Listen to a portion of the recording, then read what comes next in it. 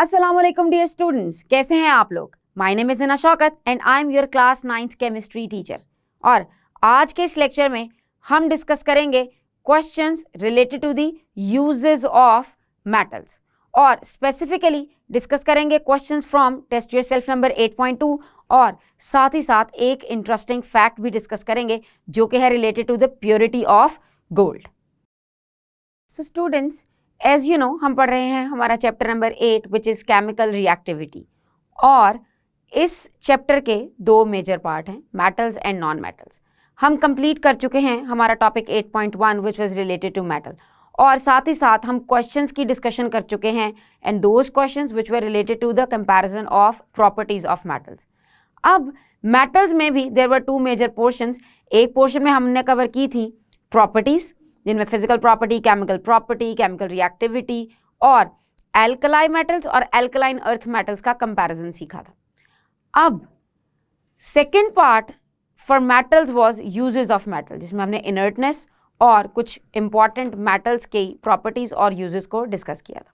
Now in this lecture we are going to discuss questions related to the uses of some important metals. लेकिन उससे भी पहले let's talk about purity of gold. Gold is a very precious metal, it's very expensive metal and this metal is having highest malleability and ductility, यानी कि सबसे ज़्यादा malleable और ductile metal है गोल्ड, जिसका सिंबल होता है AU। Now purity of gold it is shown by carats. आप अगर कभी गोल्ड की परचेज की बात करें या सेल की बात करें तो उसमें आपने ये वर्ड कैरेट ज़रूर सुना होगा, इसको उर्दू में किरात भी कहा जाता है। सो गोल्ड की प्योरिटी को शो करने के लिए हम कैरेट यूज़ करते हैं और carat is basically the number of parts by weight of gold that is present in 24 parts of alloy. यानी कि अगर गोल्ड एग्जिस्ट कर रहा है एलॉय की फॉर्म में या प्योर फॉर्म में तो आपको कैसे पता चलेगा। सो आप उसको नंबर्स देते हैं।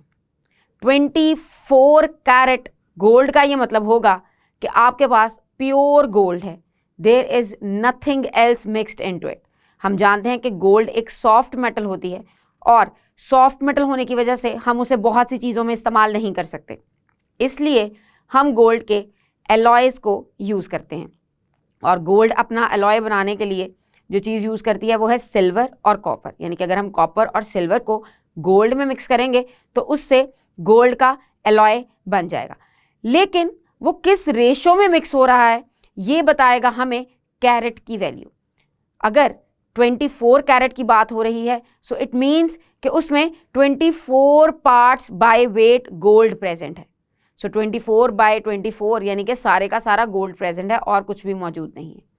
इसी तरह अगर आप 22 कैरेट की बात करें सो 22 कैरेट का मतलब होगा कि उसमें 22 पार्ट्स बाय वेट है गोल्ड, लेकिन जो बाकी के दो पार्ट्स हैं, क्योंकि ये टोटल आउट ऑफ 24 होता है, सो बाकी के जो दो पार्ट्स हैं वो कोई भी अदर मेटल हो सकती है, जैसे कि सिल्वर या फिर कॉपर। इसी तरह गोल्ड का एक एलॉय है जिसे हम कहते हैं white gold. So white gold is alloy of gold, लेकिन वो किस चीज़ से बनता है? वो तब बनता है जब हम गोल्ड को एलॉय बनाते हैं विद पैलेडियम, जिंक या फिर निकल के साथ। ये भी एक्सपेंसिव मेटल्स ही हैं। सो गोल्ड जो कि येलो कलर में आता है AU सिंबल के साथ, येलो कलर्ड गोल्ड, उसको हम एलॉय बना के वाइट गोल्ड में शिफ्ट करते हैं। समटाइम्स वाइट गोल्ड को मिस इंटरप्रेट किया जाता है विद प्लाटिनम, कि प्लाटिनम और वाइट गोल्ड दो एक ही चीज़ें हैं। सो यहाँ हमें ये चीज़ भी क्लियर होती है कि platinum itself is another metal, जबकि white gold is alloy of yellow gold. So मुझे उम्मीद है कि जब अब आप किसी ज्वेलरी के ऊपर कैरेट लिखा हुआ देखेंगे तो आप इजीली जज कर लेंगे कि इसमें मिक्सिंग किस लेवल की हुई है और कौन सा प्योर गोल्ड है, और इसी से आपको उसकी कीमत का भी अंदाज़ा हो जाएगा। अगर प्योर गोल्ड है यानी कि 24 कैरेट है तो वो सबसे ज़्यादा एक्सपेंसिव होगा, और अगर 22 कैरेट की बात हो रही है तो वो उससे लेस एक्सपेंसिव होगा। और अगर आप 20 कैरेट्स की बात करें तो वो एज़ कम्पेयर टू 24 काफ़ी कम होना चाहिए, क्योंकि उसमें गोल्ड की अमाउंट कम है और बाकी मेटल्स जिसके साथ उसे मिला के अलॉय बनाया गया था उनकी मिकदार ज़्यादा है। सो ये तो हुई बात प्योरिटी से रिलेटेड। ये एक इंफॉर्मेशन बॉक्स में गिवन है आपकी बुक में, लेकिन एग्जाम पॉइंट ऑफ व्यू से इंपॉर्टेंट है। कैरेट के बारे में क्वेश्चन आ सकता है। चलिए अब चलते हैं टेस्ट योर सेल्फ नंबर 8.2 के क्वेश्चंस की तरफ। Let's start with question number 1 and the statement is give the applications of silver. बहुत ही स्ट्रेट क्वेश्चन है, बहुत सिंपल क्वेश्चन है। हमने सिल्वर को डिटेल में डिस्कस किया, हमने पहले उसकी प्रॉपर्टीज देखी थी, फिर देखा कि उन प्रॉपर्टीज को किस तरह उनकी एप्लीकेशंस पे अप्लाई किया जा सकता है। सो जब भी ऐसा क्वेश्चन आएगा, you will not start writing directly by putting one and just writing the statement. आप शुरू करेंगे एक ओपनिंग लाइन से, which would be following are the important applications of silver, and then you will start writing in points. आप bullet points भी बना सकते हैं, आप 1 by 1 भी लिख सकते हैं। So first is alloy of silver and copper, they are used in making coins, silverware and ornaments. Or compounds of silver, they are used in photographic films. इसके अलावा ये यूज होती हैं डेंटल प्रेपरेशंस में भी, ये तो आपकी बुक में मेंशन है। इसके अलावा सन ग्लासेस में भी सिल्वर के कंपाउंड्स यूज होते हैं, और बर्न केयर मेडिसिन में भी सिल्वर के कंपाउंड्स यूज होते हैं। इसके अलावा सिल्वर की एक प्रॉपर्टी थी रिफ्लेक्शन, कि वो शाइनी होती है, उसकी सरफेस स्मूथ होती है जब हम उसे पॉलिश करते हैं, तो इसलिए वो यूज होती है मिरर इंडस्ट्री में। It is also very important application of silver. 2 mark के क्वेश्चन के लिए I will suggest you to write at least 3 to 4 applications of silver, और हर एप्लीकेशन के साथ अगर आप उसकी प्रॉपर्टी रिलेट कर सकेंगे, so it would be much better. Let's move to the next question, which is Why is silver not used in pure form? Silver को हम प्योर फॉर्म में यूज क्यों नहीं करते? जितनी भी हमने पिछले क्वेश्चन में एप्लीकेशंस देखी, हमने देखा सिल्वर के अलॉय, हमने देखा सिल्वर के कंपाउंड्स। सो इसका ये मतलब हुआ कि प्योर फॉर्म में ये उस तरह से यूज नहीं हो रहा। ज्वेलरी में किसी हद तक हम इसे प्योर फॉर्म में ज़रूर यूज करते हैं, लेकिन बाकी सारी जगहों पे ज़्यादातर सिल्वर के अलॉय या फिर कंपाउंड्स ही यूज होते हैं। सो देखते हैं कि आखिर ये क्यों अलोन फॉर्म में यूज नहीं होती। Silver is not used in pure form because उसकी एक स्पेशल प्रॉपर्टी है, वो ये है कि वो सॉफ्ट मेटल है, and it is alloyed with copper, ताकि उसकी सॉफ्टनेस को स्ट्रेंथ दी जा सके, और जब आप इसे ऑर्नामेंट या मुख्तलिफ चीज़ों में इस्तेमाल करें तो वो टूट ना जाए। Next question is what do you mean by 24 carat gold? अब देखें, इस क्वेश्चन का आंसर हमने इसी लेक्चर के स्टार्ट में डिस्कस किया है, so I just directly move to the answer. Purity of the gold is shown by carat, and this carat means the part by weight of gold in 24 parts of alloy. So 24 carat gold means it is a pure gold. Next question, which is question number 4, is why is gold used to make jewelry? Gold को हम jewellery बनाने में इस्तेमाल क्यों करते हैं? You know that gold सबसे ज़्यादा यूज़ होता है ज्वेलरी बनाने में। ज्वेलरी की फर्स्ट प्रायोरिटी गोल्ड ही होता है, हालांकि प्लाटिनम उससे भी ज़्यादा एक्सपेंसिव है, लेकिन फिर भी गोल्ड ही ज़्यादा प्रेफर किया जाता है बिकॉज ऑफ उसके गोल्डन कलर की वजह से। और देखते हैं कि और क्या उसकी कैरेक्टरिस्टिक्स हैं। Gold is the most malleable and ductile metal in all the metals. Periodic table में मेजॉरिटी ऑफ द एलिमेंट्स हैं मेटल्स, और उसमें से जो प्रेशियस मेटल्स हैं उनमें भी गोल्ड है जो सबसे ज़्यादा डक्टाइल और मेलिएबल है। और आप जानते हैं ज्वेलरी बनाने में कितनी छोटी छोटी डिटेल्स रिक्वायर्ड होती है, कितनी माइनर डिटेल्स रिक्वायर्ड होती हैं। आपको हैमर करना पड़ता है, आपको बहुत पतला करना पड़ता है चीज़ को, बहुत थिन लेयर्स बनानी पड़ती हैं, और उस पर वर्क बहुत ज़्यादा करना पड़ता है। सो उसके लिए आप ऐसी ही चीज़ यूज़ करेंगे जो मैलिएबल हो और डक्टाइल हो, यानी कि उसके वायर्स बनाए जा सकते हैं। जैसे कि आप जानते हैं कि जब आप ईयर रिंग्स या इस तरह की ज्वेलरी की आइटम्स देखते हैं तो उसमें बहुत बारीक बारीक वायर्स भी यूज़ हुई होती हैं। तो अगर किसी मेटल की ये प्रॉपर्टी नहीं है कि वो डक्टाइल हो, सो इसका मतलब कि आप उसे यूज़ भी नहीं कर सकते इन सारी जगहों पे। और अगर आप चाहते हैं कि आप एक परफेक्ट चीज़ बनाएं तो उसके लिए आपको एक परफेक्ट मेटल चूज़ करनी पड़ेगी, और गोल्ड इस लिहाज से परफेक्ट इसलिए है बिकॉज ये मोस्ट मैलिएबल और डक्टाइल मेटल है। इसके अलावा और भी प्रॉपर्टीज़ हैं जो इसे सुटेबल बनाती हैं, जो कि हैं it is not affected by atmosphere. Normally ये एटमॉस्फेयर से इफेक्ट ही नहीं होती, आप इसे जितना मर्जी एयर में रखें ये एयर के साथ रिएक्ट नहीं करेगी। और सिर्फ एयर और एटमॉस्फेयर ही नहीं, it is not affected by single mineral acid और बेस। ये किसी भी मिनरल एसिड या बेस के साथ भी रिएक्ट नहीं करती, and it has a beautiful yellow colour. All these properties of gold, they are responsible for its use making in jewelry. ये तो हुई बात गोल्ड की. अब चलते हैं नेक्स्ट क्वेश्चन की तरफ, which is why is platinum used for making jewellery. अब गोल्ड का तो येलो कलर था, गोल्ड तो सबसे ज्यादा मैलिएबल और डक्टाइल थी, तो ये तो उसकी बिल्कुल ही यूनिक प्रॉपर्टीज हैं जो प्लाटिनम में नहीं. तो प्लाटिनम को हम ज्वेलरी बनाने में इस्तेमाल क्यों करते हैं? Platinum is used to make jewellery items because of its unique characteristics. अब इसकी कैरेक्टरिस्टिक्स और गोल्ड की कैरेक्टरिस्टिक्स में फर्क है. प्लाटिनम का कलर गोल्ड से डिफरेंट होता है, ये सिल्वरी शाइनी सा कलर होता है.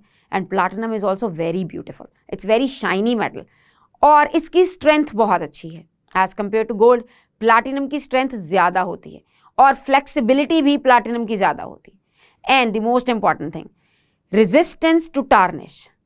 प्लाटिनम की resistance as compare to gold ज़्यादा होती है टू टार्निश. टार्निश का मतलब कि वो अपना कलर लूज करे, यानी कि एक चीज़ का कलर ख़राब हो जाए तो उसको आप कहेंगे कि उसकी टार्निशिंग हो गई है. सो प्लाटिनम जो है वो बहुत ज़्यादा रेजिस्ट करता है टार्निशिंग को, इसीलिए इसे ज्वेलरी में इस्तेमाल किया जाता है. इसके अलावा it provides a secure setting for diamonds and other gemstones. अब डायमंड और जेमस्टोन्स को अगर आपने सिक्योर वे में पहनना है, हम ज्वेलरी एक दफ़ा बनाते हैं और उसके बाद साल उस ज्वेलरी को यूज़ करते हैं, लेकिन अगर आप आर्टिफिशियल ज्वेलरी की बात करें तो आप देखेंगे कि वो कुछ ही महीनों के बाद ख़राब होना शुरू हो जाती है और most of the time stone उसमें से गिरने लगते हैं. उसकी रीज़न ये है कि वो जो नॉर्मल कॉमन सी मेटल्स हैं ना, वो सिक्योर सेटिंग प्रोवाइड नहीं करती स्टोन्स को. तो अगर आप डायमंड या एमराल्ड जैसा स्टोन यूज़ कर रहे हैं, so do you want that setting to disturb your stone, या फिर वो गुम जाए या टूट जाए? सो फॉर दैट पर्पज़ आप एक्सपेंसिव स्टोन्स के लिए प्लाटिनम को चूज़ करते हैं, क्योंकि प्लाटिनम एक सिक्योर सेटिंग प्रोवाइड करता है और उस सिक्योर सेटिंग की वजह से ही उस जेमस्टोन की या फिर उस डायमंड की एक इन्हांस लुक आती है और वो बहुत ही खूबसूरत दिखाई देता है. अब ये प्रॉपर्टीज़ गोल्ड की प्रॉपर्टीज से अलग हैं. गोल्ड में हमने ये प्रॉपर्टी स्टडी नहीं की. इसका ये मतलब है कि अगर आप स्टोन्स वाली ज्वेलरी प्रेफर कर रहे हैं तो don't prefer yellow gold, you should prefer platinum. Next question is what is difference between steel and stainless steel. अब इन दोनों का जिक्र हमने अपने टेक्स्ट में नहीं किया, लेकिन हम जानते हैं कि स्टील और स्टेनलेस स्टील ये दोनों हैं अलॉयज, और ये अलॉयज हैं आयरन के. सो चलिए देखते हैं डिफरेंस की तरफ. आपको ये चीज़ याद रखनी है कि जब भी डिफरेंस आएगा, so what you have to do is start with the opening line and then draw a line in the middle, और फिर जिन दो चीज़ों में डिफरेंस लिखना है उनको आप साइड बाय साइड शो करेंगे. जैसे कि इस क्वेश्चन में you will start with the differences between steel and stainless steel, they are given below like this, and then you will draw a line in the middle. एक side पे आप लिखेंगे steel, एक साइड पे लिखेंगे stainless steel, and then you will start writing your differences in points. So पहला point है, steel is an alloy of iron containing 0.25 to 2.5% of carbon, and इसके अलावा भी उसमें ट्रेसेस होते हैं दूसरे एलिमेंट्स के, जैसे कि सल्फर, जैसे कि बोरॉन, जैसे कि सिलिकॉन, जैसे कि मैंगनीज. अब चलते हैं स्टेनलेस स्टील की तरफ. Stainless steel is an alloy of iron with chromium and nickel. Stainless steel में प्योरली आयरन एलॉय होता है क्रोमियम और निकल के साथ. और let me tell you, stainless steel के मुकाबले में ज़्यादा एक्सपेंसिव भी होता है और ज़्यादा पावरफुल स्ट्रॉन्ग भी होगा. Let's move on to the next question, which is how is platinum used as a catalyst in automobiles and what are advantages of this use? कि हम प्लाटिनम को कैसे यूज़ करते हैं ऑटोमोबाइल्स में. सो इन ऑटोमोबाइल इंजन्स जब हम बर्न करते हैं फ्यूल को, सो उसके नतीजे में कुछ हार्मफुल गैसेस प्रोड्यूस होती हैं, जैसे कि कार्बन मोनोऑक्साइड और नाइट्रोजन डाइऑक्साइड.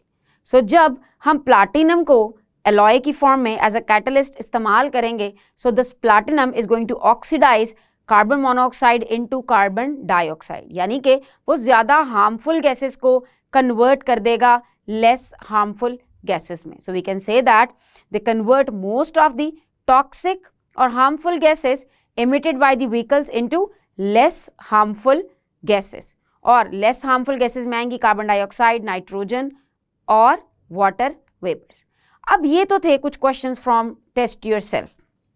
इसके अलावा इन यूजेस से रिलेटेड क्वेश्चंस कुछ एक्सरसाइज में भी गिवन हैं और इन दोनों के अलावा खुद से भी स्टेटमेंट बना के क्वेश्चंस एग्जाम में पूछे जा सकते हैं। जैसे कि Y copper is used in making wires, कि कॉपर ही क्यों इस्तेमाल होता है वायर मेकिंग में, तो उसके लिए आपको कॉपर की प्रॉपर्टीज पता होनी चाहिए।